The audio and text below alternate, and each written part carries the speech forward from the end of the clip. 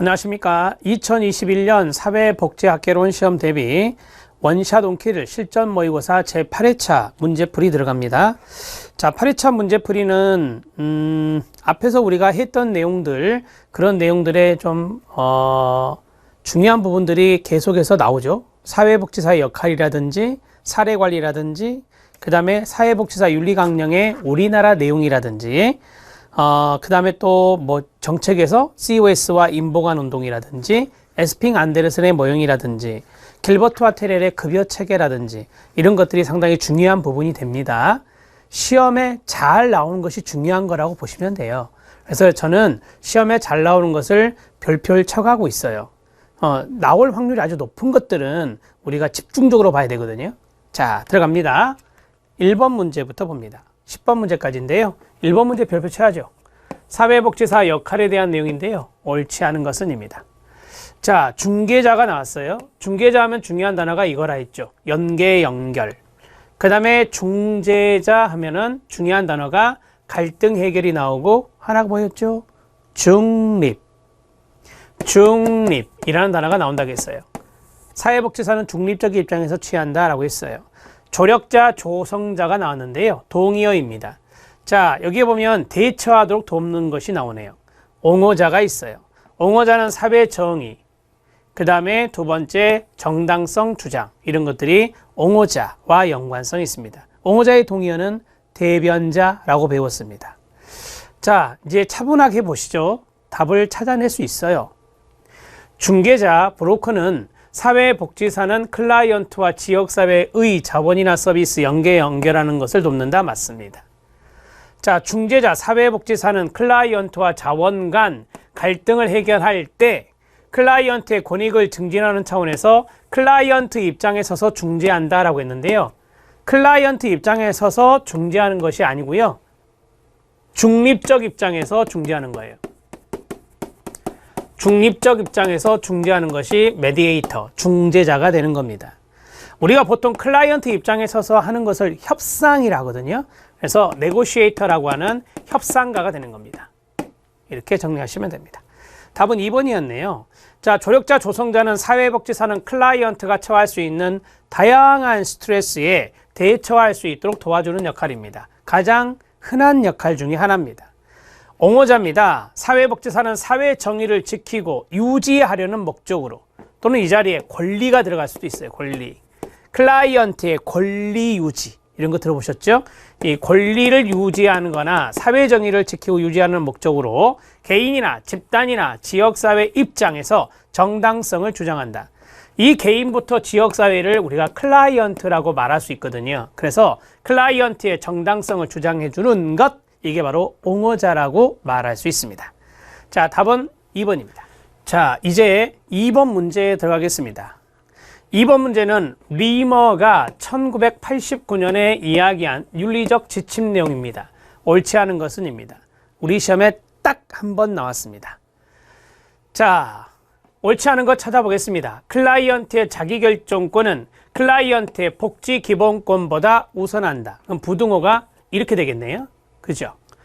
자, 클라이언트의 자기결정권은 자기가 선택하고 결정할 수 있는 권리로서 상당히 구체적입니다. 클라이언트의 복지 기본권은 상당히 추상적입니다. 따라서 구체적인 것이 우선이라고 봅니다. 맞습니까? 맞습니다. 자, 1번 지문 중요하니까 알아놓으세요. 시험장에서 헷갈립니다. 자, 그 다음에 법률, 정책, 기관의 합의사항은 개인의 복지에 대한 권리보다 우선한다. 틀렸습니다. 개인에 대한 복지권이, 복지에 대한 권리를 복지권이라 하거든요. 이게 우선이거든요. 자, 예를 들어서 법률이나 정책이나 기관의 합의사항이 복지권을 침해하고 있을 수 있죠. 복지권 침해한다면 이 법률은 문제가 됩니다.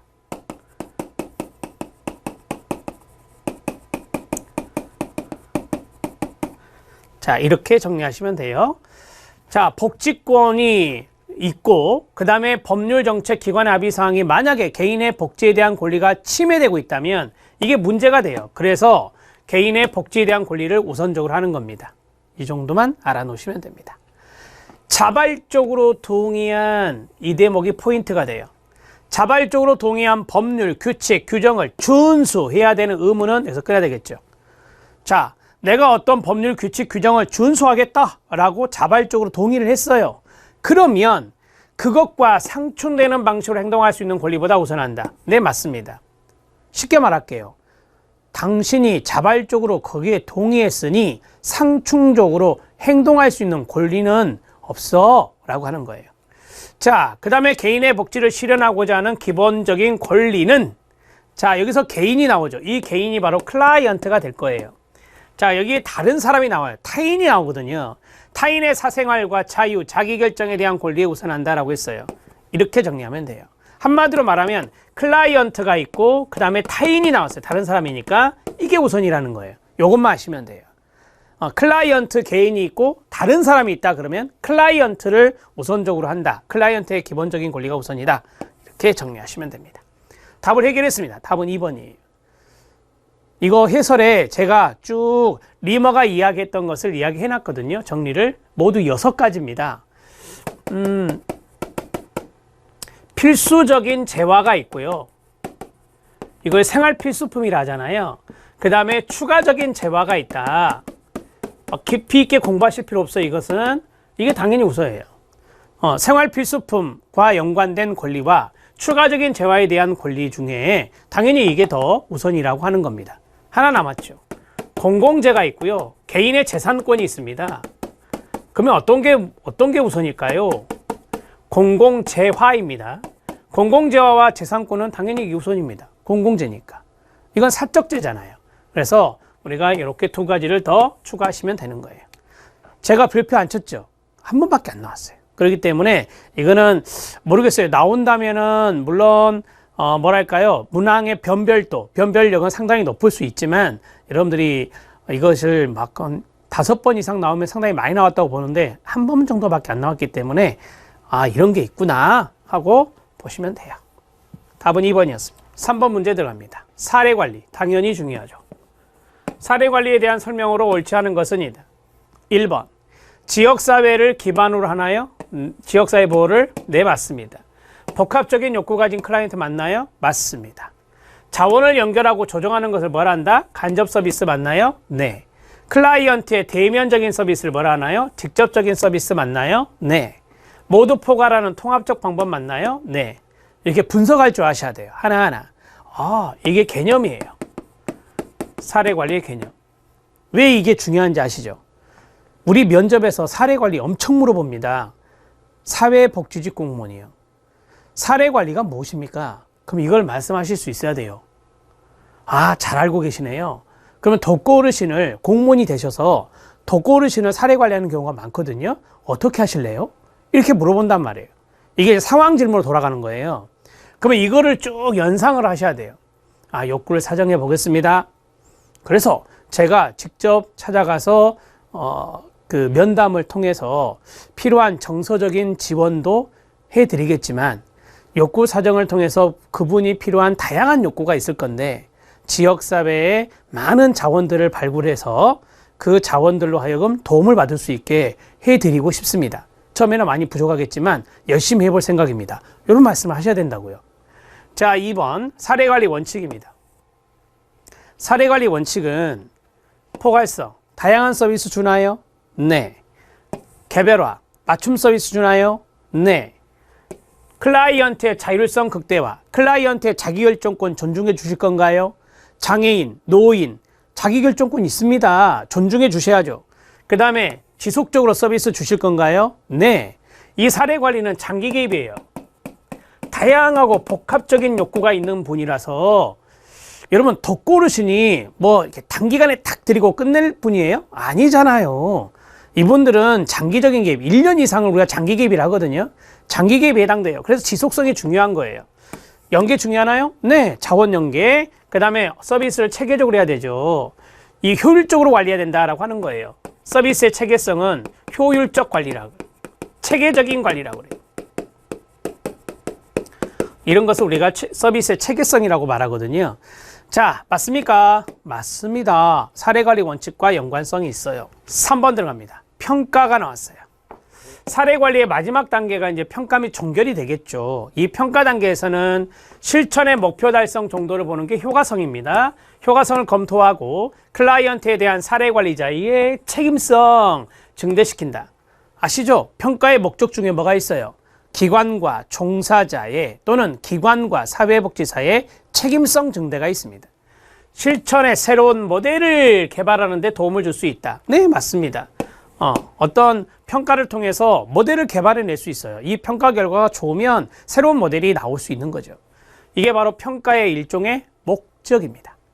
자, 사례관리 등장 배경 중에 틀린 것이 있어야 이게 이제 1번, 2번, 3번이 모두 맞으니까 사례관리 등장 배경의 탈시설화 영향 맞습니까? 네. 사회적 지지체계의 중요성에 대한 인식 증가 맞습니까? 네. 이거 앞에서 다 해본 거예요. 비용 효과성에 대한 관심 증가 맞습니까? 네. 이것을 제가 서비스 비용의 억제로 전공서적에 나온 적도 있다라고 했어요. 자, 맞습니다. 작은 정부 지향을 위한 정부의 지방 분권화입니까? 아니죠. 지방 분권화 이게 아니라 제가 그랬죠. 서비스 제공의 지방 분권화. 서비스 제공의 지방 분권화. 이것과 연관성이 있다라고 했어요. 서비스 제공의 지방 분권화, 서비스 전달의 지방 분권화와 연관성이 있다. 이렇게 정리를 해주시면 됩니다. 그러니까 중앙정부가 지방정부의 책임을 넘기는 이 정부의 지방 분권화가 아니라 서비스를 민간 차원에서 이 사례관리는 민간 자원이 많이 들어가는 거거든요. 그래서 민간 차원에서 서비스가 이루어지는 서비스 전달의 지방 분권화 이렇게 비유적으로 표현했다라고 하는 거고요. 그 다음에 공급 주체의 다양화 맞습니까? 네, 이걸 다른 말로 복지다원주의라 하죠. 복지다원주의. 서비스 공급 주체가 많아진 걸 말해요. 자, 여기 있는 이 부분이 잘못되어서 답은 4번이 되겠습니다. 자, 이제 4번 문제 들어갈게요. 별표 쳐야 되겠죠? 우리나라 사회복지사 윤리강령 내용입니다. 옳지 않은 것은입니다. 이런 문제가 압도적으로 많다라고 말씀드린 바가 있습니다. 사회복지사는 클라이언트가 자기결정권을 최대한 행사할 수 있도록 도와야 하고요. 저들의 이익을 최대한 대변해야 합니다. 당연한 이야기. 사회복지사는 동료의 윤리적이고 전문적인 행위를 촉진시켜야 되고 이에 반하는 경우에는 제반 법률 규정이나 윤리 기준에 따라 대처해야 됩니다. 동료가 나왔을 때 이게 나온다겠죠. 제반 법률 규정이나 윤리 기준에 따라 대처해야 된다는 거. 사회복지사는 기관 나왔어. 기관에 대한 윤리 기준에 있는 것이죠. 기관의 정책과 사업 목표 달성, 서비스의 효율성과 효과성을 증진하기 위해서 노력함으로써 누구에게 이익이 되도록 한다? 여기 조심하라겠어요. 우리 시험에 나왔던 게 이거잖아요. 클라이언트에게 이익이 되도록 해야 됩니다. 3번 집은 잘못됐습니다. 앞에 기관이 있다고 해서 뒤에 기관에게 이익이 되는 것이 아니라 클라이언트에게 이익이 되도록 노력하는 겁니다. 4번 기관이 부당한 정책이나 요구를 했어요. 사회복지사에게. 그러면 전문직의 가치와 지식을 근거로 이에 대응하고 여기 즉시 사회복지윤리위원회에 보고해야 한다. 맞습니까? 네, 맞습니다. 여기 두 가지 알아놓으셔야 돼요. 이 자리에 시도, 시군구가 들어가면 안 된다 했어요. 윤리강령에는 시도, 시군구 이런 거 없다 했습니다. 자, 그 다음에 두 번째, 이 윤리위원회는 어디 안에 있죠? 한국사회복지사협회. 한국사회복지사협회에 둔다. 한국사회복지사협회에 있는 사회복지윤리위원회에 보고하는 겁니다. 꼭 알아놓으시죠. 자, 두 가지로 정리해드렸습니다. 답은 3번입니다. 자, 이제 5번 문제 들어가는데요. 5번 문제는 가족치료 모델에 대한 부분인데 가족치료 모델에 대한 개입 방법 A씨가 옳은 것은입니다. 자, 이 문제는 세모해서 약간 어려움 많이 나오는 것은 아니기 때문에 별표는 안 했어요. 자, 약간 어려움이 있는 문제라서 제가 세모로 했고요. 다세대적 모델 포엔입니다. 경험적 모델 사티어입니다. 해결 중심 단기 치료 김인수, 구조적 모델 민우친입니다. 학자는 그냥 말씀드렸고요. 자, 여기 보면 가족 투사 과정이 나와요. 가족 투사 과정을 파악하여 엄마의 불안을 감소시킨다라고 했어요.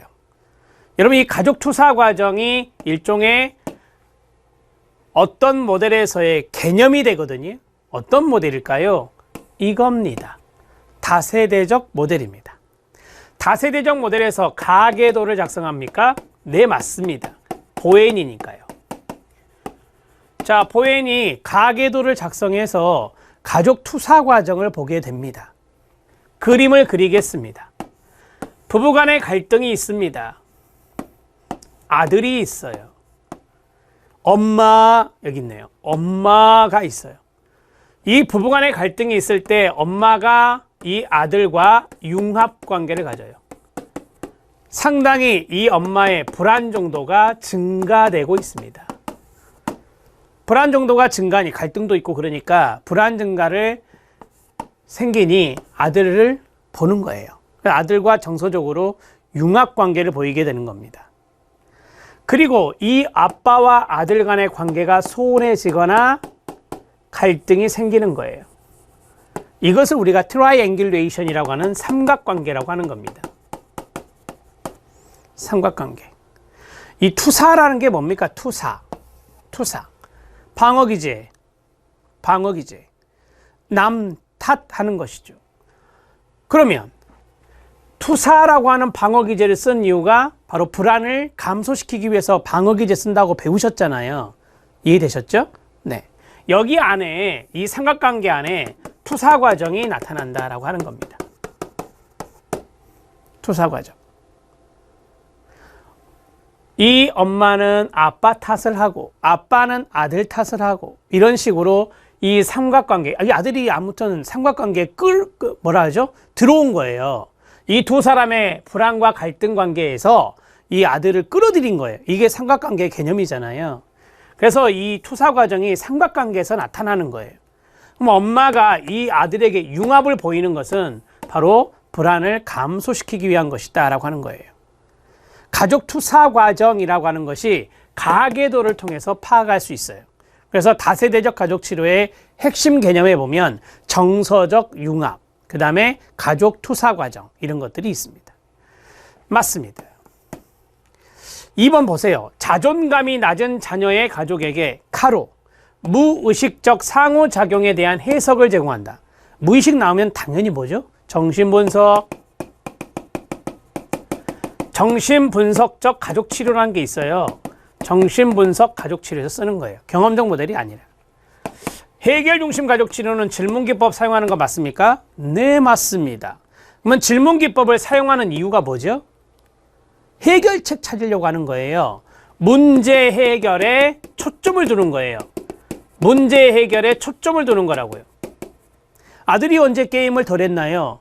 예외 질문. 자, 그러면 아빠, 엄마가 게임을 덜 했던 상황을 생각하면서 이야기해 줍니다. 그게 해결책이 될 수 있어요. 그래서 문제 해결에 초점을 맞추는 건데 자녀의 야뇨증 원인을 파악한다라고 했어요. 아, 원인이란 단어가 들어갔어요.